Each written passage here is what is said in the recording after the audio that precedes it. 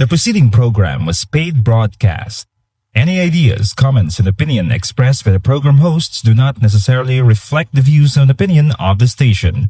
The program and its producers are not affiliated with the station. Sa pag-atubang naton sang aton Semana Santa sa sini nga tuig, kabay nga tugutan naton ang pulong sa Ginoo nga maggiya, magapangulo, kag magatuytoy sa aton sa kamatuoran na tuhoy sa pag-antos, kamatayon, kag pagbanaw sang aton Ginoo sa Kristo sa tinutuyo nga matubos kita gikan sa aton nga makasalanan. Gani pagigupod kamo sa akon kaysa sulod sining 30 ka minutos aton pagapamlanduan sa pulong sa Ginoo ang kamatuoran na tuhoy sa luyo sang krus sang aton Ginoong Hesus. Diri sa aton palatuntunan sa kanginan tinapay sang kabuhi. Ang dinalan sa kasulatan sa aton sa sini nga adlaw makita sa makasulatan ni Mateo sa Mateo kapitulo 27. Kag akon pagabasahon ang versikulo 54. Ang pulong san Dios nagpahayag sa aton karon ang kapitan kag ang mga kaupod niya nga nagabantay kay Hesus sang nakita nila ang linog kag ang mga butangan hanabo nagkahadlok sing lakas nga nagasiling matuod gid nga ini anak sang Dios. Men sa kalantahon nga aton bag-o gid lamang nga ginpamatian. Ginkuha ini sa dinalan sa kasulatan 1 Peter chapter 1 verse 18 and 19. For as much as ye know that ye were not redeemed with corruptible things as silver and gold from your vain conversation received by tradition from your fathers, but with the precious blood of Christ as of a lamb without blemish and without spot. Amo ini ang aton nga pagtubos. Gintubos kita paagi sa hamili nga dugo sang aton Ginoong Jesucristo. Paagi sa iya kabuhi. Ginhalad niya ang iya kabuhi sa tinutuyo nga ikaw kag ako mabayaran niya ang silot sang aton nga mga sala. Siya nga wala sing sala, ginhimo nga may sala. Agod nga paagi sini mabato naton ang pagkamatarong sang aton nga Dios. Amo ina ang ginatudlo sang Biblia sa aton kag katahom sini no kay ikaw kag ako malahalon kita sa tubangan sang aton nga Dios. Rason nga ang iya malahalon man nga anak amo ang baylo ang iya kabuhi. Agod nga kita nga patay sa sala, mabuhi paagi sa kamatayon ni Kristo Hesus. Kag tungod sini, kung aton man ni ususaon ang pulong sa Ginoo, tungod nga siya nga naghatag sang iya kabuhi, agod nga kita mabuhi, dapat ang aton man gali nga kabuhi ihatag naton sa iya. So mo ini ang kamatuoran balano nga tamaan gid ka importante nga aton nga makita sa pulong sa Ginoo kay wala na kita sang iban pa nga sara nga maihatag sa aton Ginoo kundi ang aton mismo nga kabuhi. Nor silver nor gold hath obtained. Kagkabay pang yadto nga kalantahon makahatag sa aton sing dugang pagid nga ihibalo kag pagpahangkat sa pag-alagad naton sa aton nga Ginoo. Kag subong man nagapasalamat kid kita nga may mga oportunidad kita nga makapakigbuylog sa bulaton nga gintugyan sa Ginoo sa aton. Kag isa diri nga may mga kauturan kita nga may ara gid bulawanon nga mga tigipusoon nga makabuylog sa bulaton sang aton diri nga tinapay sa kabuhi gospel ministry. Kag isa diri amo ang pagpanagtag naton sa mga Biblia nga libre ini. So kung ikaw nagapamati ikaw sa aton diri nga daily broadcast kag may handom ikaw nga makabaton sang aton diri nga King James Bible kag subong man sang aton nga Ilonggo Bible, pwede gid ikaw maka text sa aton diri, ipadala ninyo ang inyo kumpleto nga pangalan kag kumpleto nga address kay aton gid ang atinguan nga mapadalaan kamo sang libre nga mga Biblia naton. Kay nagapati kita nga kinahanglan gid naton ang pulong sa Ginoo kay diri naton masapuan ang pagpahayag sang Ginoo kon ano siya sa aton kabuhi, ang iya mga tinutuyo kag subong man mga plano niya para sa aton bilang iya nga makanakan kag subong man pumuluyo sa iya nga ginarian. Ang akon nga cell number 0917-1880-832. Liwaton akon 0917-1880-832. Kag subong man kung may mga pamangkot kamo o kung may gusto man kamo nga ipabutsyag diri sa amon, pwede gid nga maka-text kamo sa amon diri paagi sa sini nga cell number o kung makatawag man kay malipay gid kami nga makabati sa inyo man nya tingog and at the same time nga makapakig-upod man sa inyo bisan sa aton lamang nga pagtawganay o kung sa aton nga mga text messages. Kag kabay pa nga ang Ginoo magapadayon sa pagpatinad sa mga bulaton nga gintugyan niya sa tagsa-tagsa sa aton. Now, beneath the cross of Jesus, amo manigapon ang aton nga ginatun-an nga topiko. Kag nagligad na nga mga inadlaw ang ginatawag naton Semana Santa. Kag ang gusto naton diri nga pamangkot amo sini. Tungod nagsaulog kita sang sina nga katuigan nga buluhaton. Ano ang epekto? Ano ang nadulot niya sa imo nga kabuhi? Kag sa aton niya pagpamlandong, diri naton niya ginatalakay ang mga nagakalainain nga mga katawan nga sa diin ila nga nasugata si Kristo Jesus. Kag may dako nga pagbag-o sa ila nga kabuhi. Kag sa aton ni pagtuon diri, ang aton niya padayunon nga pagtuon ang isa diri ka persona nga wala gid naton makilala gani ang iya nga pangalan, apang aton lang na hibaluan kung sino siya tungod sa iya nga trabaho. Kag gintawag ini siya Centurion, no? Kag sa aton diri nga Ilonggo nga Bible ang pagpanawag diri sa iya kapitan, kati amo inigid man, no? Ang iya yang katungdanan sa sulod sang mga soldado sang Roma. Kag aton nga nakita sa nagligad nga broadcast naton ang background sang ginatog naton Centurion. Kag isa kabutang masapuan naton sa ila sang una gali nga panahon nga ginakabig ini sila nga mga mapintas nga mga klase sang soldado. Kay ti ini sila mga commander, ini sila sang mga soldado nga napaidalom sa ilang mga 60 tubtob isa kagatos ka mga soldado. Wala sa payan, hindi ini sila opisyales. Apang sa tion nga may problema, sila ini ang ginapadala kag sila ang naga-resolver sang problema. Kung magpasakop, magpaidalom ang mga katawhan sa paginahom sang Roma, ti may ara kalinong kag hindi nila ini pagtandugon. Ini nga mga katawan hatagan nila sing kailwayan. Pero kung ang mga katawan ang pungsod nagaribilde batok sa pangginahom sang Roma, isa sa mga katauhan, mga soldado nga ginapadala sa Roma, amo ini ang mga Centurion, no? Kag ining Centurion ang ila ginaobra kun ano ang ginamando sang ila dira nga mga opisyales, ang general nila, no? Ila ina nga pagatumanon kag silaya ang nagapangamot gid sini. Amo ni kun aton nga lang taon ara gid sila sa una amo na makita naton, no? Tungod sini madahamo sang mga Roman centurions nga kalain sang paglantaw sang mga Hudiyo sa ila.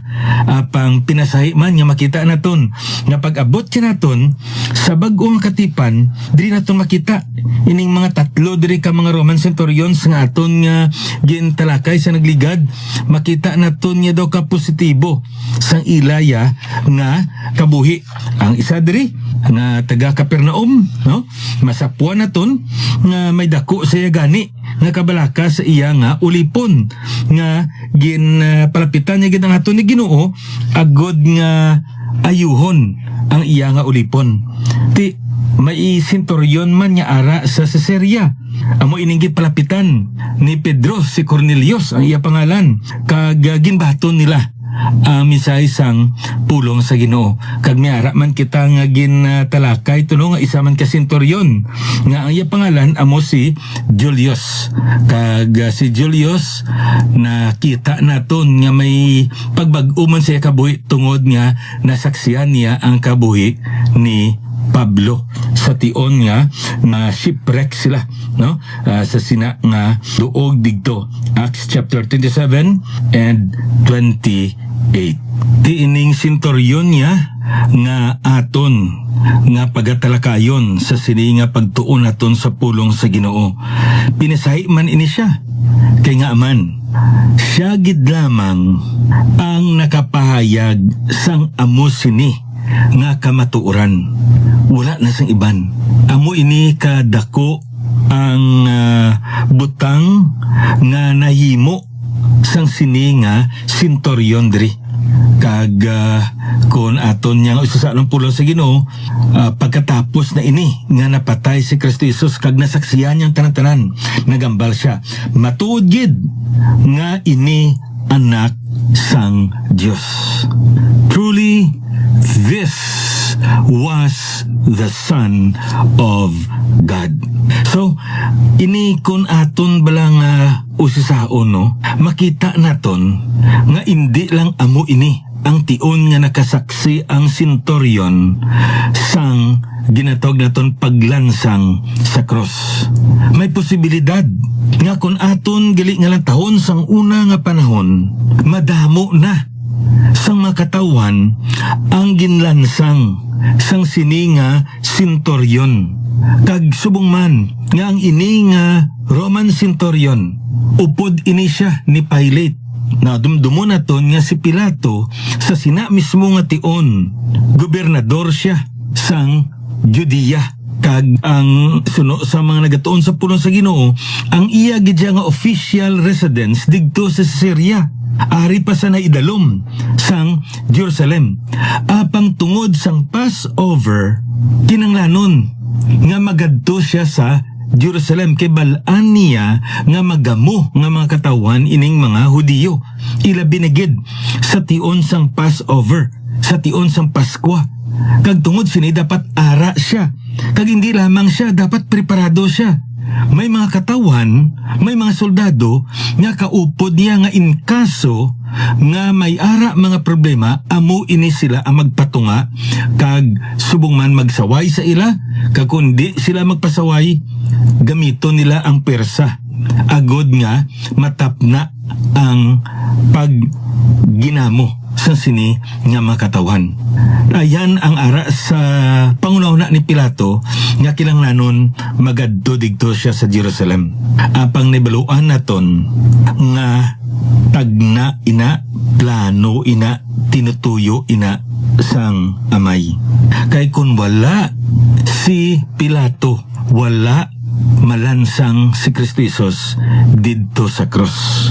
Kag kun wala niya ginhalad ang iya nga kabuhi didto sa cross, wala kita sing katumbasan sang aton nga mga kasalanan. Amo ini isaman kadako nga leksyon diri sa aton. Masami ang pulong bilang ginagamit aton aksidente, no? Kung sa aton pa may pulong kita ko isang ginagamit na tsimpuhan. Okay? Amo ini nga ari kita diri. Pero kung lang taon naton sa Biblia, masapuan naton nga hindi amo sina. May tinutuyo ang Ginoo nga ato si Pilato sa sina mismo nga duog, sa sina mismo nga takna, kag amo ining dapat nga himuon agud matuman ang tinutuyo sang Ginoo sa mga pagtubos niya sa mga katawan. Kag upod dira ang ina nga senturyon diri, ang ina nga kapitan diri. Ti ano diriya ang nakita naton sa sining kapitan o konsenturyon diri, ang iya nga pagpayag. Truly, this was the Son of God. Isa ini kapagpayag nga kung aton gali nga lang taon sa pulong sa Ginoo, labing importante ini nga mga pulong nga nagkawa sa baba sang isa ka tawo. Kag nagapakita ini sang iya gali nga pagtuo sa mga butang nga iya nga nasaksihan. May isa ka manugwali, ginakabig niya ang senturyon, the silent yet active witness. Hipos lang pero nagabuhat nga saksi. Kag tungod sa iya nga nasaksihan, sa iya nga nakita, sa iya nga nabatian, nagpahayag siya sang amo sini nga pahayag. Truly, this was the Son of God. Di, wala ta kabalo, no? Kung diin gid nagsugod nga nakita kag na hibaluan sang sining senturyon ang kaimtangan sang aton nga Ginoo. Ayhan, wala siya sang gindala ang aton nga Ginoo sa korte sang mga Hudiyo. Kung madumduman pa ninyo, may ara nga mga 3 kation nga ginatubang sang aton nga Ginoo ang korte sa mga Hudiyo. Sa kay Anas, kay Caiaphas, kag subong man sa Sanhedrin. Si Anas, amo ato ang previous nagligad nga pinakamataas sa sacerdote o kon high priest. Kag si Caiaphas, amo ini ang subong present nga high priest. Kag ila ini nga gintingob kag ginformalize kung sa aton pa no, ining ila nga akusasyon paagi sa Sanhedrin. Kag ang ila dira akusasyon amo ang ginatawag naton blasphemy. Kay ang aton Ginoo nagpahayag nga siya Diyos, siya anak sang Diyos. Nagpakigtupong siya sa Amay. Kag para sa ila, ato nga akusasyon, ato nga ginpahayag sang aton Ginoo, isa ato ka pasipala sa Dios. Blasphemy. Kag tungod ang pagpasipala sa Dios, ang blasphemy, takos ang kamatayon, patyon nila si Kristo Jesus. Apang nibaluan naton nga wala sila ginapanugutan sang Romanhon nga patyon nila ang ila isig kaparyo. Kinanglanon nga may ara ina clearance pahanugot sa korte sang Roma. Kag tungod sinigindala nila si Kristo Jesus sa kay Pilato. Kag naibaluan nila nga hindi pwede ang ining akusasyon kay hindi initakos sa kamatayon ang akusasyon nila nga ang aton Ginoong Jesucristo Dios kag anak siya sang Dios. So ila ginobra ginbali nila liwat ang ina ang akusasyon nila. Kag ang ila akusasyon nga si Kristo Jesus nagpayag nga siya amo ang hari sa mga Hudiyo. Kag sing ipamangkot siya ni Pilato sa pagkamatuod gin sabat siya sa aton nga Ginoo. Apang isa ka butang nga makita naton diri, katatlo ka beses man sa kay Pilato, sa kay Herodes, kag ginbalik sa liwat sa kay Pilato. Kag diri kun lang taon naton sa pulong sa Ginoo, si Pilato mismo nagambal nga wala sing anano man nga butang nga nakita niya sa aton Ginoo nga takos siya nga pagapatyon. Apang masubo diri kay kun aton nga lang taon sa pulong sa Ginoo, tungod nga nagamuhan si Pilato, iya gintugyan ang aton Ginoong Kristo nga pagalan pagpansang sa krus. Kag da naton makita nga nahimpit ang pagtubos sang aton nga Ginoo. So kung pamangkot diin dra ang senturyon. Sa ginhambal naton may posibilidad nga kaupod gid ni Pilate ang ini nga Roman centurion. Kung sa aton pa iyagid ini nga bodyguard. Kag antes ayhan gindala sa kay Pilate, naibaluan niya ang mga butang nga ginhimo sang mga Hudiyo sa iya. Ilabi na gid ining mga religious leaders, mga Farisiyo, mga iskriba, kag bisan pa ang Sadusiyo dira, kag ang mga matag-as nga mga katawhan sa pungsod sang Israel, ining mga Sanhedrin. Kag nakita niya nga hindi gid insakto ang ginobra sa sini nga mga katawhan. Kag bisan pa kun aton nga usisaon sa baba mismo sang iya nga pangulo nga amo si Pilate. Naibaluan niya kung lang taon naton dra sa Matthew chapter 27. Dra sa versikulo 18, ano dra ang ginhambal ni Pilate mismo sa mga katawhan dra, no? Kay nakahibalo si Pilato nga bangod sa kaysa gintugyan nila si Jesus. Naibaluan gid ni Pilato kag napanilagan man ayan sa sininga kapitan diri nga tungod lang ni sa kahisa, hindi tungod sa hustisya, kundi sa kahisa nila sa kay Ginoong Jesucristo amo ini nga gintugyan niya or nila si Kristo Jesus sa kay Pilato. Kag hindi lamang amo sina. Dra sa versikulo 19, ano dra makita naton? Kapinpasang nakalingkod siya sa lingkuran nga hukmanan ang iya asawa. Kasi no ini asawa? Asawa ini ni Pilate. Nagpasugo sa iya nga nagasiling, hindi ka magilabot sinang tawo nga matarong. Kay nagantos ako karon nga adlaw sing madamo nga butang sa damgo bangod sa iya. Tiyanong ba't silingon sini? Ang asawa mismo ni Pilate. Nagambal nga matarong ini nga tawo. Paano kung nabalan matarong ini nga tawo? Kay ginpaantos niya ako sang damgo. Amoy na makita naton dira. Now, isa pagid, pag-abot na to sa versikulo 23, ano ang masapuan na to dira? Kag nagsiling siya, si Pilate mismo, nagambal siya sa mga katawan, nga ano bala ang kalainan nga nahimo niya? Ginpamangkot yung mga katawan. Gani kung aton yun ang taon, makita naton nga ginakabig ni Pilato nga matarong ang aton Ginoong Jesucristo. Dra sa versikulo 24, gani sang nakita ni Pilato nga wala siya sing mahimo kundi nga tapat nagadugang ang kagahod. Nagkuha siya sing tubig kag nang hinaw sang iya mga kamot sa tubangan sang kadamaan nga nagasiling wala ako sing sala sa dugo sining matarong nga tawo.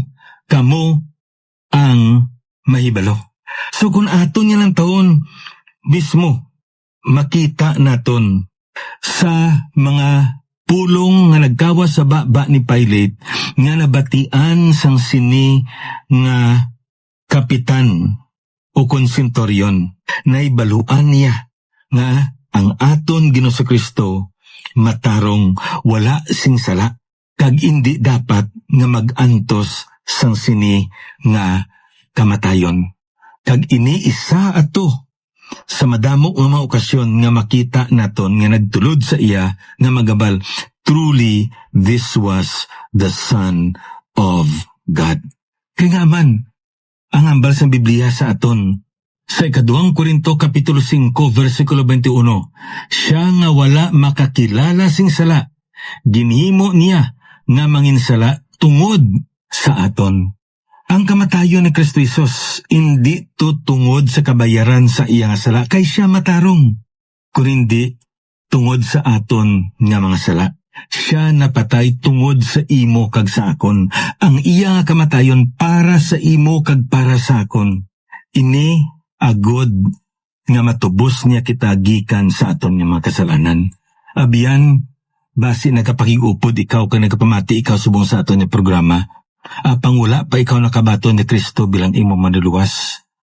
Kabay pa nga makita nimong ihimplo sang sini nga senturyon sa sini nga kapitan, na ibaluan niya nga ang aton niya manluluwas wala sing sala.